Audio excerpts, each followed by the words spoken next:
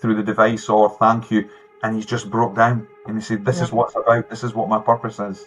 That's so awesome. Good to hear. You always have that, even though you don't meet them, you always get that somewhat of an emotional tie when somebody go, okay, that person seems genuine. And when it comes to Chris, he's always very genuine in what he does. So, no, I'm glad you said that. I mean, all of you, not just Chris. Yeah, of course. You as well. And I think that's why we like the show so much, because it feels real. Yeah. Yeah. Just going in there and just doing and what we do is the same as what investigators do right across the world who are serious about it and going to the locations. We're doing the same. We're digging into stuff. We're doing our sessions, and they go away and edit it and bring it back and show us it. But it's all sessions. I think on that point, I mean, it's 45 minutes. And I remember reading a comment somewhere before, and it was something along the lines of, the ghosts only come out when there's cameras there. And I'm like, we've been there 2 days. Right. 45 minutes condensed from 2 days. There was points we were sitting and nothing was happening. But I would maybe watch some of that, but probably the general public are probably just want to get the highlighted version of what is happening and the best points that fit that story, like we said. But there was times we could be sitting somewhere where it was quiet. It was, okay, nothing's happening now. Like we all do in our investigations, let's move on. And then other times we got the audio. The thing about being on the location is, if I'm doing cases, I'll do the investigation, I'll bring my data back, my EVPs. I've got a couple of weeks to go through my EVPs, and I don't have that luxury when we're doing like spooked or haunted. I need to try and get that evidence pretty fast. And how long it takes to do analysis of audio, and that it's 5 minutes of audio is probably an hour to 2 hours worth of analysis sitting there. I think that's pretty conservative, actually. Yeah. Oh, it's crazy. So a lot of times I'll be in the background sitting. Chris analyzes as well, by the way. He gets on his headset, and a lot of times I've got lots of photos of him doing it. He's just completely immersed, and then he'll shout on me and say, "Come and listen to this," and then we'd sit and listen to each other's audio and bounce about. Do you think it says this? Do you think it says that? And can we get it clearer? Is there any way we could take that background noise away? And this is what we were having to do when we were there. So there was all this background work going on. At the same time, there could be historical research by Vogue or Gail Porter or Evelyn, trying to dig out the story and find out what's going on here. And, is there a deeper story that we're missing? So it's no different to what we do over a couple of days period, but it's condensed into that short part for the network to put out. And so the ghosts only come out for the camera or the captures of that. Well, they're not that opportunistic. You have some of the boring stuff as well. There is some boring stuff. Oh man! Well, you're not there. Nobody ever knows how much work goes into something when you're just watching something on a screen. It's a lot. I was really tired. It was like this. Going across the island, we're filming in blocks. We've got to go and get the case done. We've all that analysis process that was going on. Trying to think. You get tired because we're working till late. We're going through the night. We're shifting hotels. We're away to another hotel. Rebooking in, switch off that case, restart the next case, and think about this. Look through the data, start again, and it's not easy. It's not, if anybody's trying to just go and be an investigator on TV, I'm telling you right now, and I've got massive respect for all the investigators because it is not easy. Not only are they doing their investigation, they've got a camera crew there as well at the same time, and they're trying to do their job and they're trying to film it, but you're trying to stay focused on yours, and you may have to be repetitive to explain what's happening to them at the same time. So it's harder than an investigation. Sure. From that point of view. And then obviously if you're doing 2 or 3 cases over the space of a week or two, it can be pretty heavy going to get that done. It's crazy. I'm sure. I know. I imagine. Before we definitely want to talk to you about some haunted Scotland episodes, but before we leave Ireland, there was just one that I wanted to touch with you real quick. Blackwater Castle. The reason, honestly, that is my favorite episode. It is just my favorite. Yeah, I can't disagree at all. There was so much stuff, and I know we could be on here probably for hours talking about it. But Blackwater, I mean, to give you a note, that was my hardest one. That was the most. I was exhausted. That was the most taxing investigation. I'll tell you why. we come away. I can't remember the location before. It might have been Let Castle, but we come away from the location. Me and Chris, I took my car over, so I was doing my own driving. It wasn't in the back of a luxury, somebody driving me around or that. Taking my own equipment, taking my own stuff, and I had Chris beside me as well. And so we went down to Blackwater, and I remember on the way down we had a WhatsApp group with all the crew and things, so that we could be told where we needed to be at certain times and what our plans were. And I remember one of the production crew had said, when you get to Blackwater, these are the rooms with your names next to it, and it was the name of the rooms and it had our names, and you ended it with "Good luck, Ryan." And I wrote and I said, "What do you mean, good luck?" And everyone went quiet, and I'm like, "What's going on?" And I was driving down, I'm like, "I'm going to be in a haunted room, I know it. I'm going to be in a haunted room, I know it." And they did. They put me in the Lady Roche room. Oh yeah, which was joined on to the old tower where the stone circle thing is, the spiral. Yes. Which is amazing. And so they turned around and say to me, "Oh, just to let you know, there were two guys who rented this room in the past. They left early because there's a woman that's seen standing at the bottom of the bed, wakes you up and is looking at you." That's my biggest fear. Something standing at the bottom of the bed waking me up. And I'm like, I want to investigate and I want evidence, but I want to be able to go away and sleep. Right, exactly. I swear to you, I was there three nights at Blackwater altogether. I probably slept about 5 hours and 3 nights when I was there. Wow. It was a mixture of anticipation, the actual investigation and things, but also the first night I was there, I'd done something that I probably shouldn't have done. Being an investigator, I thought, I'll set up some equipment in the room. In your room. Oh my God. I set up the GS2 laser grids, that makes it boop, boop, boop, boop, when something goes through it and shows you direction. 2 o'clock in the morning, I woke up to boop, boop, boop, boop, boop, something moving through the grid. I jump out of my bed, I grab my iPhone and I start filming, and I was spooked because I'm still, you're trying to come to, I'm trying to wake up. I'm thinking to myself, Lady Roche is there. Just come to Why wouldn't you? Yeah, I'm like, oh my God. So I get it all, and it was all time stamped, and it was there. And in the morning, I'm walking about like this because I've hardly slept. And I get Chris, he was along the end of the corridor. And I said to him, oh my God. And he was like, what happened to you? Because I've had something happen. And I'm like, right, okay, let's talk about this. And he said, what happened to you? And I told him. He was like, what time? And I said, wait, I'll get the timestamp. And it was like, I don't know, 2:15 in the morning. He was like, I seen the spirit. The spirit was in my room, and it walked out my room, went your way. And he told me the time, and the time was about within 10 minutes. Oh, I got and he said, I'll show you. And he took a photograph, and he had the timestamp. And I'm like, you do know I won't sleep tonight now. Because she's going to come back. Oh my goodness. Even done that part of the investigation in my room for the show, obviously, the haunted room. And I'm like, this is not right. God, to get the timestamp, it'd be exactly the same time. It's crazy. There's another thing that happened, and I think it was in the show. Outside my room, you went left. There was a tiny little corridor, and then you had the door into the tower, and it was locked. Yes. And there was a little crib at the side there as well. Mm-hmm.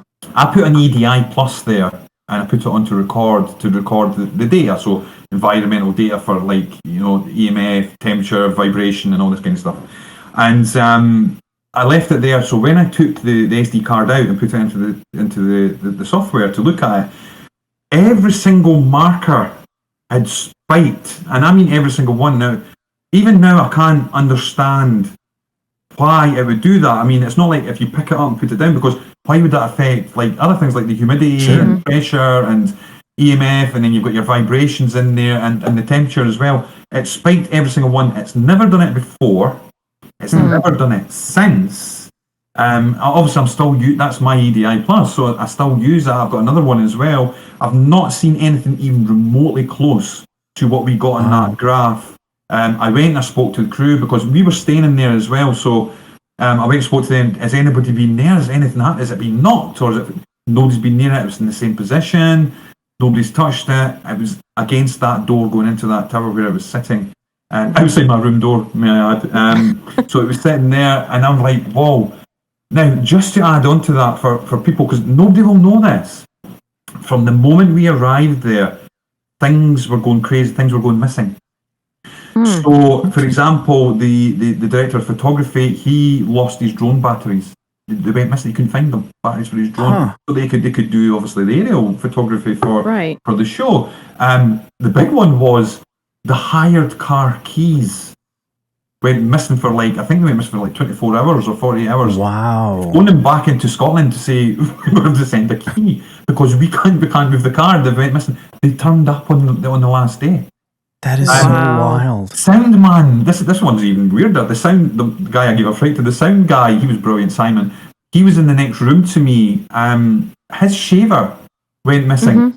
He couldn't find his shave. That is so weird. That's random. So something was happening. Nobody was doing it. Everyone was just so busy. Actually, I'm sure one of the guys said to me, "This is you, Ryan. Hey, you're doing it. You're moving it." Why would I do that? I'm already freaked out because I'm in the haunted room. I'm trying to for your stuff going missing. I got my own stuff to deal with. I've got my own stuff to deal with here, and continuously anyway. I was walking around. Chris had said a good thing to me is always have your phone ready. The spirit's not going to wait for us. We're going to have to catch it on the fly because they'll probably do stuff. So I was walking around continuously in that place on record.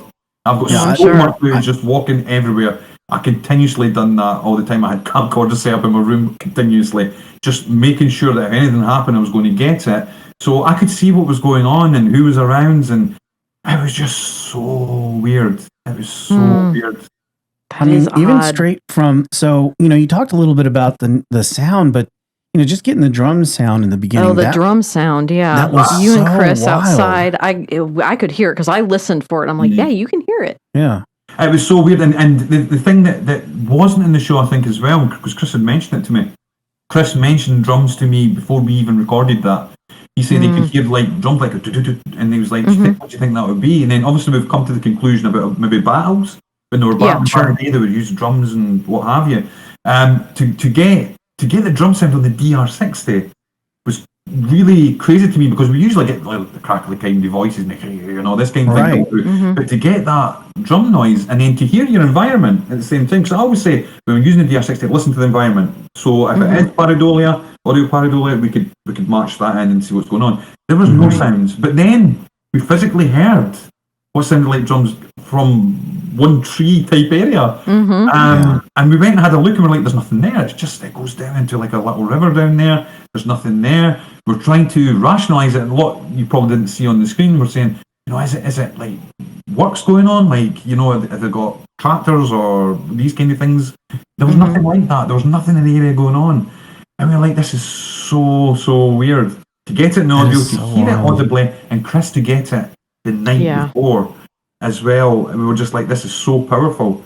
And you only get to see a portion of that, but it was so much more of that going on. It's such an amazing place. Well, we really enjoyed it too because you're used to, and we'll talk a little bit about the tower because the tower was just blew me away. But you're always used to, like you said, the gravelly voices, the things that you expect to hear. You tend to forget. I think sometimes you become complacent anyway that other things come through that like, oh, wait a minute, that's not exactly what's happened. But this is still not here. It's still an audio clip of something that we're not hearing right now. Yeah. So it's just, I find that amazing. But before we get to the tower real quick, because that's the one I think to this day, every time we watch it, we're like, how? I've watched it like 3 times. I've watched it like 3 times, but of course, you mentioned the spiral, which I found very interesting that Chris had already done drawings and he's a great artist too. Yeah, but I've checked out some of his art. Yeah, but with just that and the pagan rituals, but the EVP session that you guys did there, that to me was kind of next level, like kind of what the voice said. And I don't know if you recall that or not. I can't remember what exactly the voice come through, but I remember we were getting a lot there. Yeah. Well, when Evelyn and Vogue went up there first, I remember they lighted the candle in the fireplace and it went out. Yes. And she had looked up and it was blocked off. And she's like, you can see on her face, she's a little scared. It's completely blocked off. Nothing could have fallen on it. That happened first. And then when you guys did the EVP session, it basically said, enjoy life. Right. And so I was I remember now, because there's a few things about there as well. I remember putting a REM pod in the middle of the spiral and it was going off on its own. And I'm like, here we go. It was like even when I was doing my equipment sweep to put things out, I was like, it's kicking off already. This is just absolutely nuts. So I remember that. That was crazy. I remember Enjoy Life because that was touching. It was a really and some of the other ones as well, because we felt like it was Lady Roche and the castle, because the castle's up for sale. I remember all that now, and like, you know, it was like they were still protecting the castle, and there were maybe a little bit of a worry of who's going to buy the castle next and what the intentions. That's the thoughts that I had definitely at the time. Oh yeah, for sure. From in there, I also remember. I can't remember what gave him a fright. We had Harry. I don't know if you'd kill me for saying, but we had Harry, who is in charge of Tern. He come over for Blackwater, and he was in the background behind the cameras. And I've never seen anybody so much on edge in my whole life. But what had happened was Evelyn's partner had come over, and we were doing our session, and he was like down the stairs and over this back part, but you could look down there. And he was being quiet. He was standing down there out of the way, and he was just obviously listening to what we were doing. And I'm sure it was at that point where we'd heard a noise, but it was natural because he'd moved or something. He made a noise. We looked over. We didn't know he was there though. And Harry was over, and he absolutely wet himself. And so I had to then continue. You know what it's like if you've got the giggles, and I'm like, don't. Yes. And inside I'm just like. You know, because I know what it's like to get such a fright. That was a natural occurrence. You know, another part about Harry as well, it makes us so great. You know, the production company was brilliant. But when we were doing, I think it was myself and Vogue.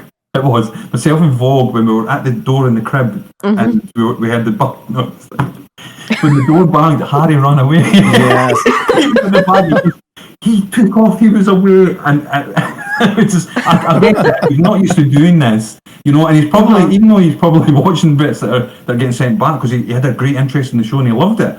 Right. Yeah. He's probably thinking, you know, you're probably not thinking about it when he's watching on the screen, but to be in the environment and to hear it from yourself, know who's where and what's going on, and we're getting this stuff coming through. He took off. He was down the stairs. He's like, I'm gone. I'm done. But I mean, you can see me in that one, because I was like, I actually had a debate with Vogue. I'm like, go to the door, and she's like, yes, no, I'm not going to. Go. You need to do it. You need to go to the door, and we had this back and forth. I remember.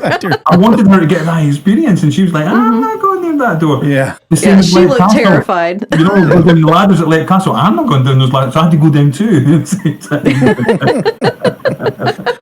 Oh man! Listen, Blackwater was amazing. It was such, and you know, it was my hardest one, but I look back fondly now as well, because I really feel that something's going on there, and I got to experience that, and that is just an amazing thing, off camera and on camera.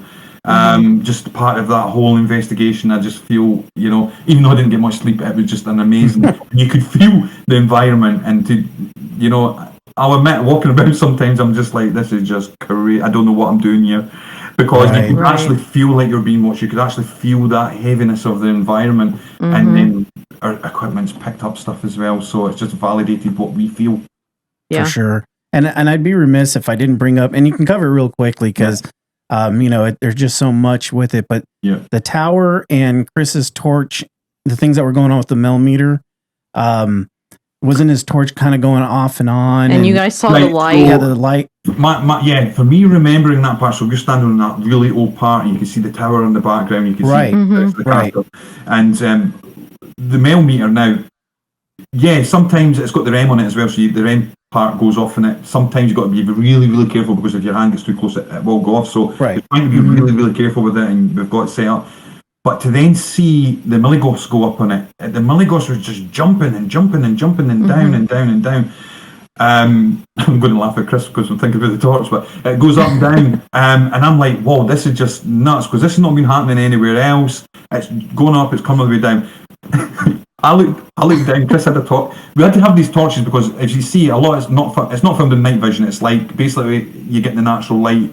It's quite good that way, but we have to have torches in our hand, and sometimes we have to try and light each other's faces up so that you can see us basically. Right. Yeah. I notice you guys sometimes flip them straight down. And then we've got the torch in our hand, and that's why we've got it. We're just trying to help the camera see a little bit better. And it's quite difficult because we're stuck in this mindset of investigation, and they've got to keep reminding us. But when I looked down, the torch was in his hand and it was pulsing. And I'm going, Chris. And he got such a fright. Yeah. I think he thought it was a spider or something. I saw him jump. He jumped. And it was like, he got such a fright at the time. And I was just trying to get his attention quick. Yeah. At that same point, the torch done that. We had the mail meter do that. Now, what you don't see is Chris put on, I think that was called Afterlife. I don't have it, but he put this app on and it was going. Now, it said through the app, candle. Right? Now, why that is significant is when we looked over towards the tower, we saw a light inside it looked like somebody holding a candle going around, and we pointed it out, and I think they zoomed in to show it.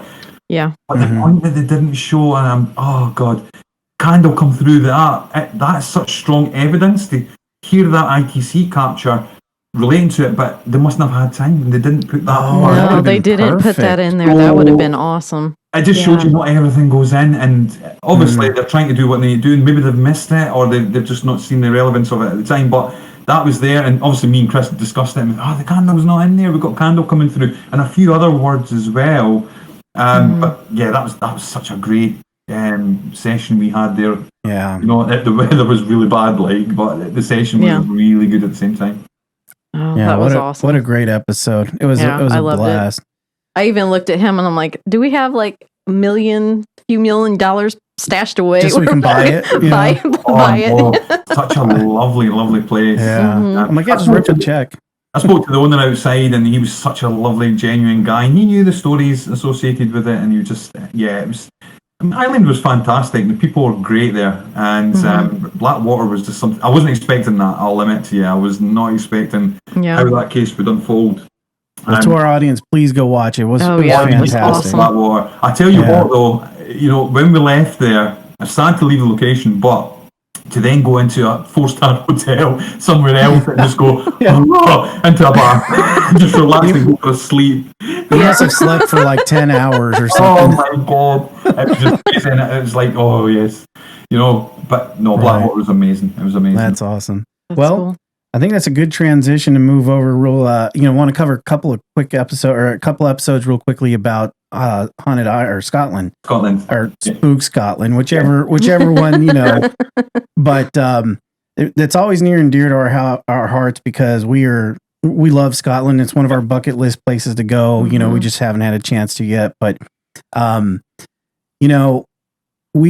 we know that there is so much history and there's so much stuff that's happened in Scotland for many, many, many years. And, but the Tron Theatre in Glasgow, I know that I've heard, and I think they even mentioned in the beginning of that show that it is the most haunted, or believed to be the most haunted building in Glasgow. Is that correct?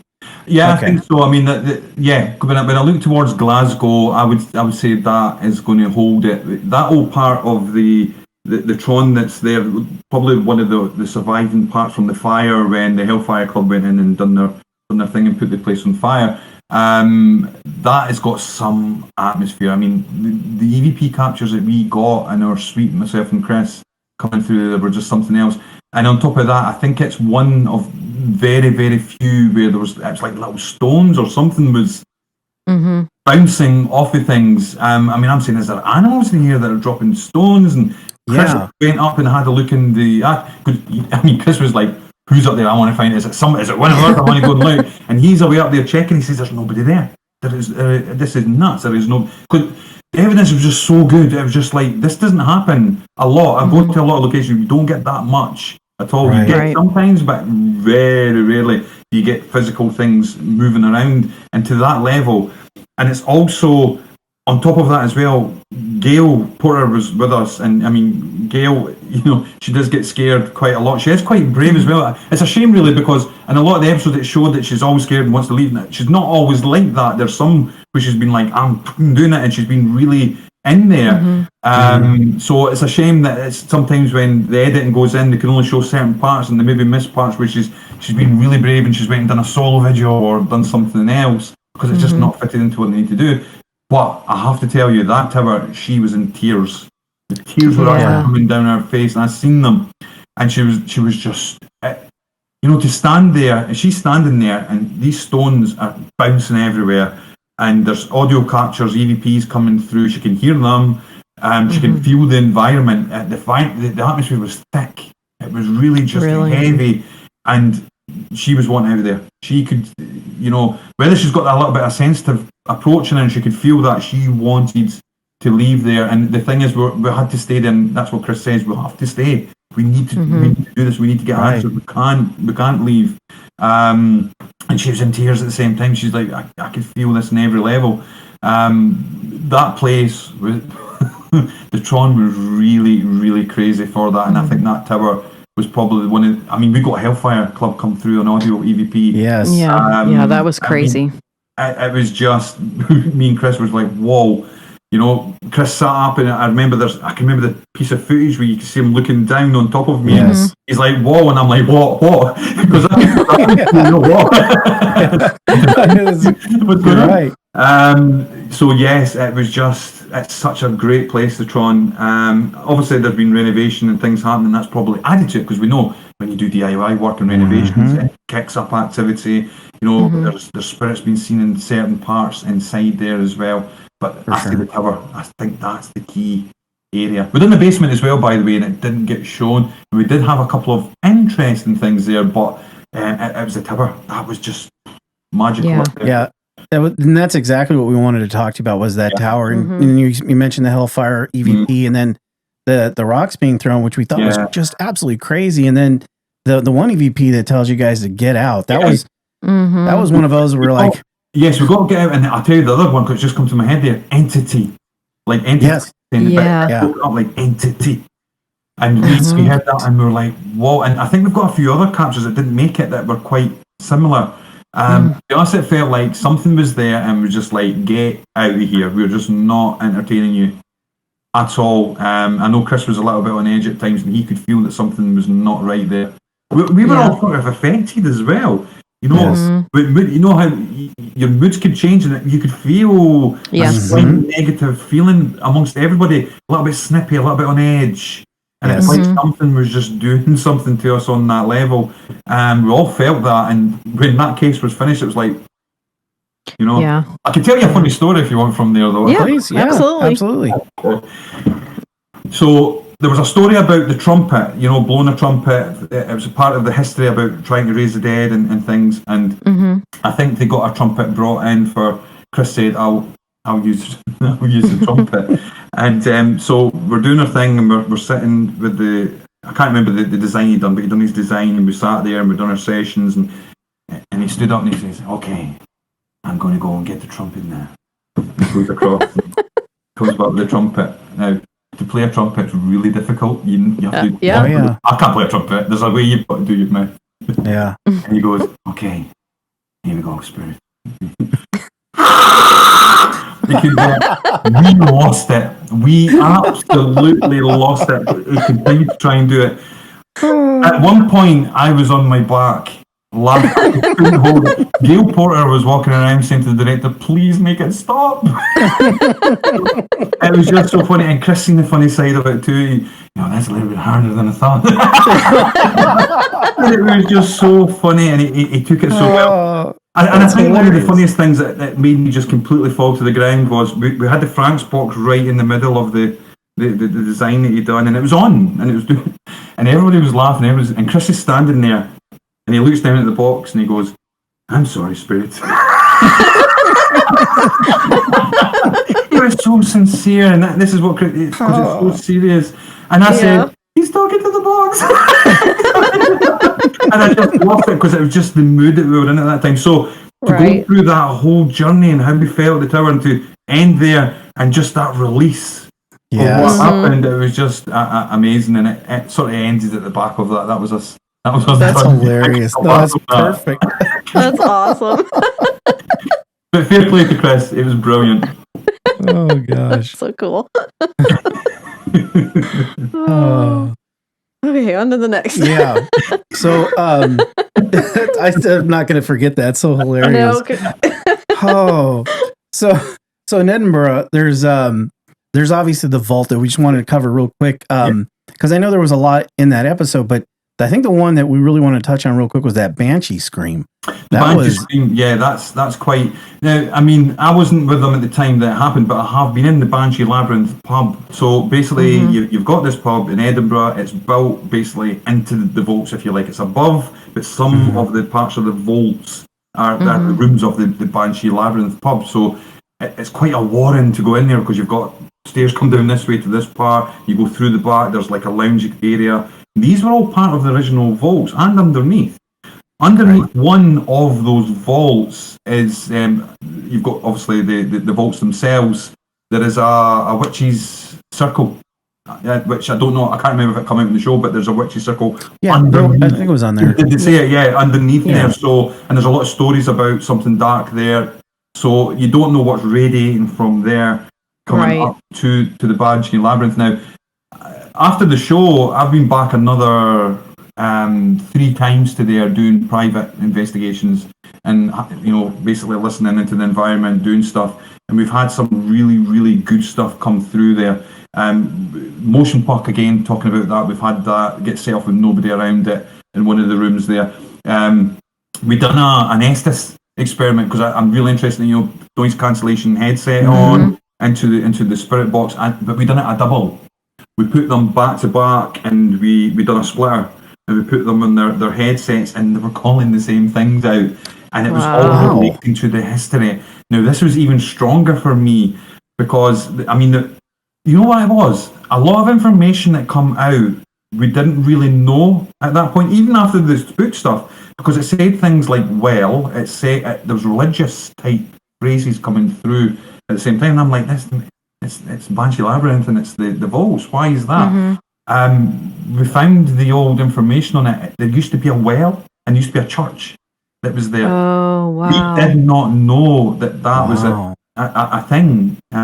Also, on top of that, there was a house that was there. It was, I can't remember the guy's name, but he was one of these people who looked for accused witches back in the day, and they would try them. And the story is, inside there was some sort of dungeon area or area where he would hold these accused witches women.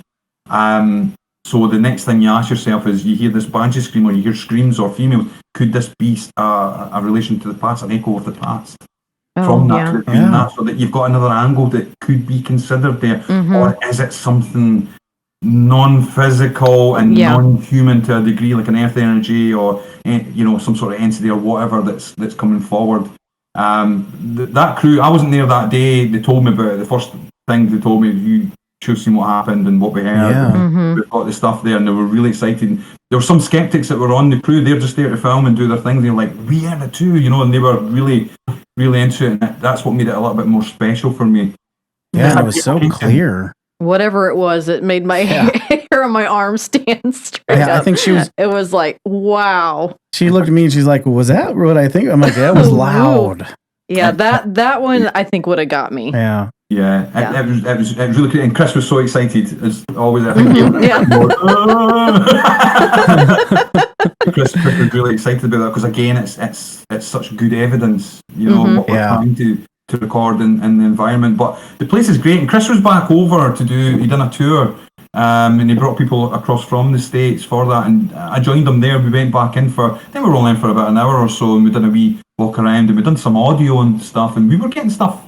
All of us in there, we were getting stuff coming through, and people were getting stuff on their devices as well that had come with them. So that was quite fun. It was great to go back in there and just relive some of that happened. Just wish I'd been on that location that day with them. I miss all the good stuff. I missed that. I missed that, and I missed the finger going up his bum in Stirling. So I'm glad. You know what? Honestly, that was one of the first episodes we saw, and I remember looking at Nicole going, "Did he actually just say that?" It was again. I'm going back to a funny story again. So on that one, it was a case of they were in Stirling and they were doing their stuff in Stirling that day. I was arriving later, so I arrive at the hotel, and when I get in, there's I think it was Andrew's name was production crew saying, he says, "Oh, hi Ryan, I'm just going to check in," and I go over and he said, "Did you hear what happened, Chris?" I didn't. I was like, "No, what's happened?" And just at that, the elevator opens and Chris comes out with another guy. he was getting ready to go away to do some COVID test before he'd come back to the States. And he said, "Oh man, do you hear what happened to me?" And I was like, "No, I've just arrived." He was like, "Ah, I need to go just now." And I was like, "Okay." I says, "Fill me in later." And he went, "Oh, fill me in later." At this point, I'm lost. I don't. Oh, that's hilarious. And Andrew Boone said, "Spirit put a finger up his bum," and I just lost it. That's hilarious. Like, it's crazy. And it's funny because over here we've got a program called Gogglebox, and it's Celebrity Gogglebox, and it's different celebrities over here who watch parts of different shows, and they give funny commentary on it. And they used to have us on there, and they're talking about the finger up the bum, and I sat and watched it, and I was in tears of laughter. Oh yeah. Oh my god, that's hilarious. I can't believe poor guy. Celebs I've watched on the TV, may I add, sitting talking about all this stuff, and there's my face on this. I'm like, oh my god. That's hilarious. Somebody just made a mess. Poor guy. I feel bad for him. By the way, I have to admit, having not met him yet, but hopefully someday, but your impression of him is spot on. Yes, it by is. The way. I just laugh when you do that. That's hilarious. Kind of keying into that, kind of like the last episode I think we'll cover real quick was Mingus Castle. Yeah.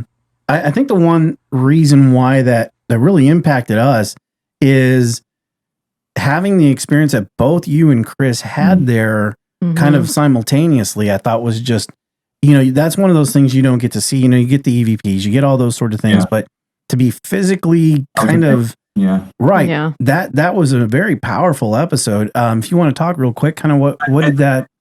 It's a place as well, may I add, that I've been a couple of times, and I'm actually going back again this year, and it's definitely haunted. I'm 1,000,000% it's haunted. I've heard spirit walking, I've heard their footsteps, I've heard the lady singing, of all things, cheery, singing coming from her. But that night, when we were there, this was different.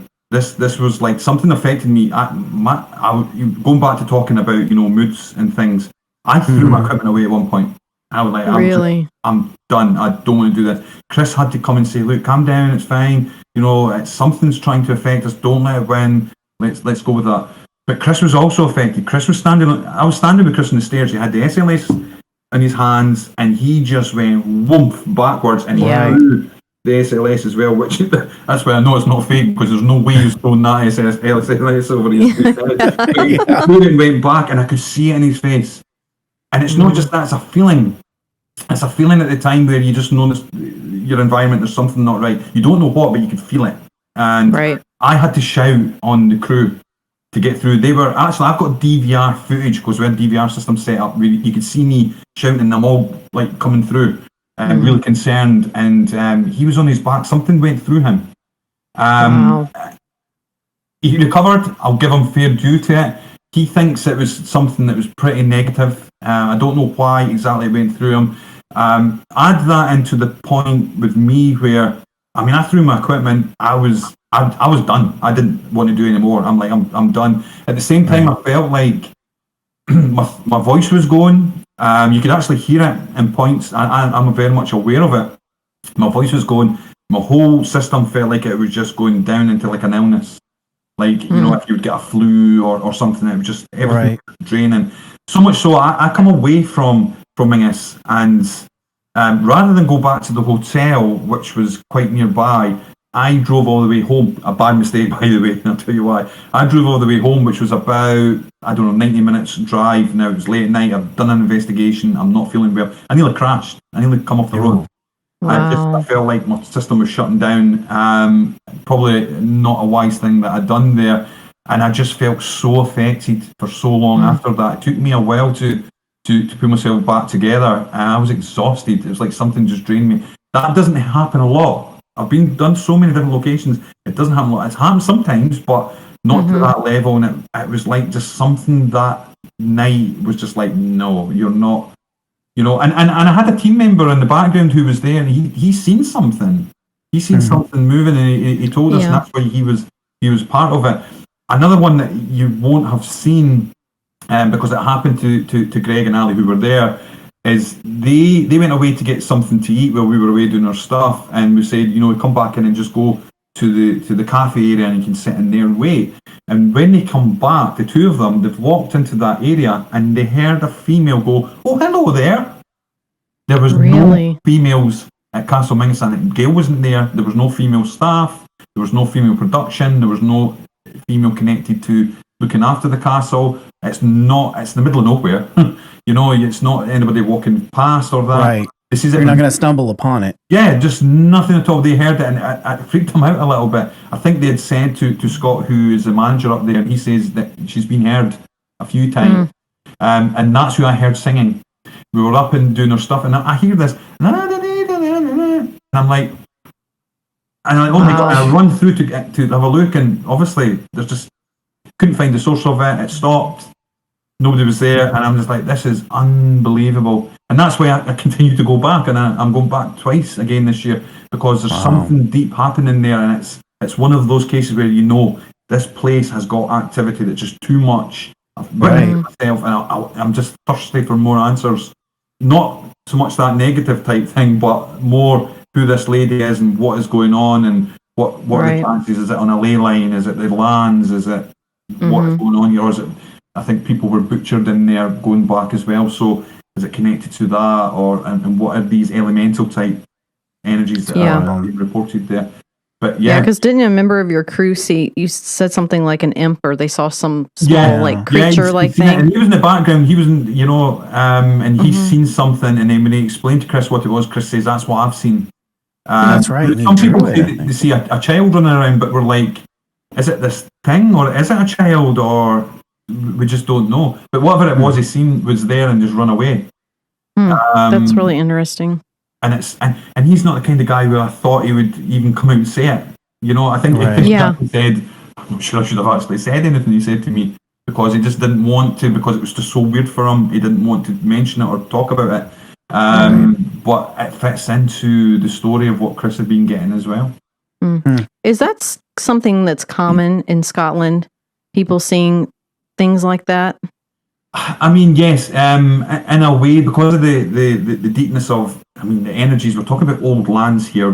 You know, you've got a lot of old stone circles that you know, the pagans and the druids would be at, and you know, going away back. This is ancient energies, ancient rituals, and ancient stuff that's going on that predates any of the church stuff. You know, the church actually come across and actually put their buildings on top of some of these lands that were ancient to, you know, the Celts and things that would have been there in the past. So there is something about the lands when you've got, nobody actually knows what a stone circle is for. Some people say just to map the stars. I don't believe it is. I think they've done rituals at these areas, and maybe it's something to do with the land.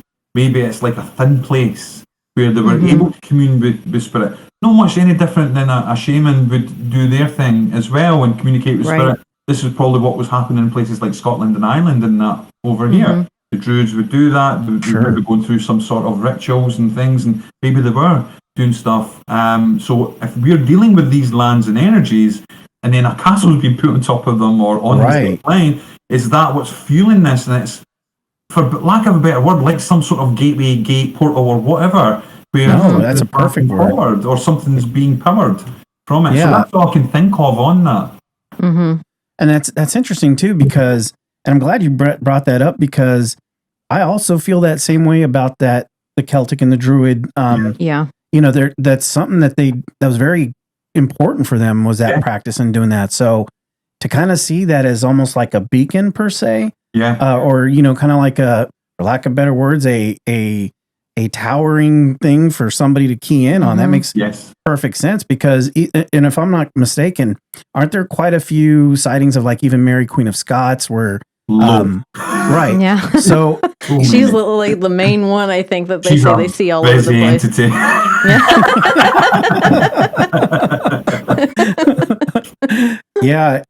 It's so interesting you say that. And you know, with Blackwater, just where like it's next to water, you always wonder about the element part of of earth and stuff, you know, where water's running, it kind of acts like a supercharger or whatever have you. But no, that's so interesting. I totally agree with that, with you know, the elements and the energies coming from the water. What effect does that have?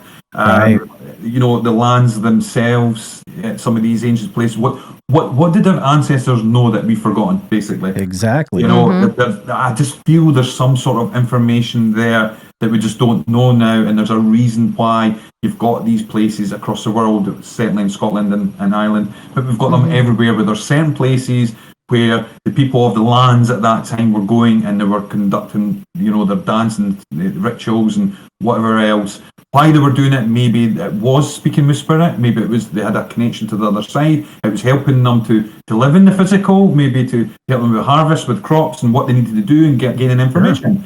It could all be that, and then the church comes across and puts something on top of it, and we don't know. We don't know. And, you know, are they harnessing the power, or was it to... Could they be turning around and saying within themselves that, you know, we don't want you touching this kind of information? Come through Jesus instead and come to us, and we will do it this way, and something's been lost. I think it's more the latter than it is. Yeah. So I think one of the last things that I know Nicole wanted to talk to you about, I'm going to let her spearhead this. Super excited. So, please. So I saw on Facebook, and what was weird about it is that we were going to a family reunion, and my family, we've kind of traced back, not all the way back to Scotland, but we know that the surname Elliot or Ellett, however you want to say it, and that surname is associated with the border clans on Scotland, between Scotland and England, and it ties back to Hermitage Castle. And I saw you had went there. You'd done like a live Facebook thing. And I was actually driving my family reunion, and I was telling some of my family about it. I'm like, this guy just went there. So I definitely want to know anything you can tell me about Hermitage Castle. Hermitage Castle, I went twice. Once it was closed, the next time I went in, that is, oh my goodness. We talked about earth energies, and we spoke about the environment and how a place feels. Hermitage Castle feels weird. It is in the middle of nowhere as well, even though it's in the border area. It's very, very imposing. It's a very imposing. You feel it when you're standing there. You feel so small. It's the way that it's shaped as well. That place is active without a shadow of a doubt. That place is also active. I think they say that it's Lord Sulis who's there. He done some sort of black magic rituals, or you know, these kind of stories going on with that. I also know that there's a lot of these border castles, there's talks of Redcap, which again, you're going back to these impetrol element, you know, type things, and it could be to do with, remember, you're on the borders, there's a lot of fighting went on between Scotland and England, you know, they would take castles, they would fight, there was a lot of bloodshed, a lot of stuff going on. Hermitage would have been the same, Hermitage was there, but I tell you what, if you were coming across Hermitage to try and take it, that's such an imposing place, you'd be scared. Even looking behind it, because it's just like the rolling hills, and it's often moorish looking when you look behind it. It's such a grand place. And in its day, it would have been such a grand place. But I walked around inside it, and I'd done a few pieces of audio, and I just felt watched continuously from the minute I went in. Just like something there just watched and said, why are you here? You shouldn't be here. It was just so crazy. But I tell you what, it's a grand place. But certainly, my feeling from it is they built that for war. They built that for basically protecting it, and whether that be, you know, the ones that are going along the border where they're stealing each other's sheep and things. Doing that and you know, fighting clans amongst each other. Anybody coming across Hermitage, I think they would have been really spooked at what they were trying to do there. And I'm not surprised that the place is active either. The amount of bloodshed and that would have went around there. But yeah, that's, to have that as your family seat is such a massive grand place. And there's like, we've all looked up the history, and some of the stories are, ruthless. It's brutal, wasn't it? It's actually brutal. Yes. A lot of that went down there, and I've looked at some parts of it, and I see there's a Facebook group set up for talking about the families there, which is quite interesting as well. Yes. And I've looked at some of the stuff there, but I'm going to go back to Hermitage. 1,000,000% I have to go back and do a little bit more. It wasn't a long visit, but it was long enough to soak up the atmosphere. I'm spooked anywhere I go where I can't get a Wi-Fi signal too good. And I've got there like, I don't know what's going on. I need my connection.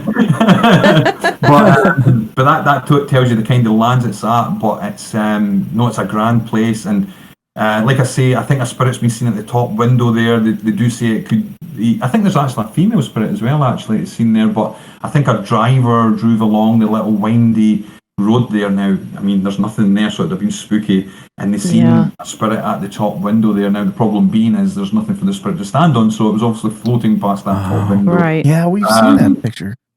Yeah. Yeah.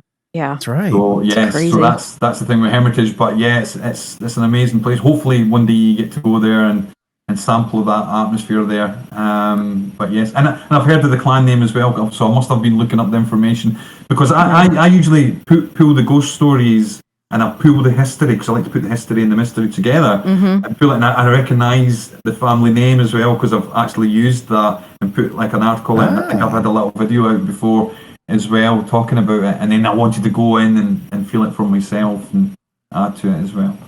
That's awesome. That's awesome. Isn't there is there like a stream or something in front of it? Usually there's But so when you park, there's like a little bridge that goes to the gate. There is a stream coming along there because I filmed some of it. I've got some film of it. And I was standing there. The only thing is when we got there, the gate was locked, and I'm like, oh. And it was like, wait for dinner, we'll be back soon. Because it's the middle of nowhere, it must be away somewhere for their dinner. And we waited ages to get in. But we waited. We were like, we need to get in. We need to go. So we just wait on the guy coming back. And he did. He wasn't too long. I think we passed him on the way. I was like, why did he not say to us? We passed him. But no, it's, he's sitting out there and it's like a little porter cabin type thing in the middle of nowhere, and I thought that's a shame. Imagine sitting next to that big haunted castle on your own. Right. Yeah, no kidding. No, we can't even tell anybody that he needs help. There's nothing. I know. Man. Thank you for sharing that. And I will go back and probably do a wee video on that and tag you. You'll have to let me know for sure. Please. I'm so interested. Absolutely. Yeah. Well, Ryan, we're at the end of this. I mean, there's so much stuff that you're involved in. Where can our listeners and our viewers find you? What are some of the things that you'd like them to know? Well, I mean, Facebook is a main place for me and for the team. So you can go in there and you can type in Haunted Scotland and you can get the page, which is one of the main areas where you'll see a lot of the details of what we're doing. If you need to get into our website, scottish-paranormal.co.uk is our portal website. Put up some articles there, we put up videos and whatever content we've got, and any events that are coming up as well if people want to join us and try some of the events. We have a subscribers group as well if people want to go down that route and get involved, and we've got a wee basic course there where you can do some paranormal stuff. We've got an ITC one there and a few little things. You come join the team. We took the subscribers to the Banshee Labyrinth, by the way, and let them do an investigation private. It was brilliant. That's they come awesome. And joined us, and they loved it. And there was only about 10 of us there, and it was a fantastic thing. So you can come and get involved with that kind of area too, and then all our live streams. So Haunted Scotland, obviously on the Facebook, scottish-paranormal.co.uk for our website, and there's probably other places as well that you can find through the links and things.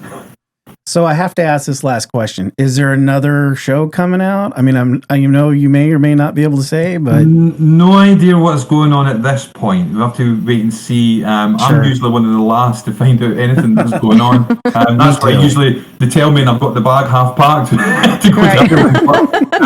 But, in the meantime, my mind just moves on. I'm doing some things online where I'm going to try and do some investigations in the area and put that content together in a nice format so people could get in there and freely take part in that until anything else pops up in the future.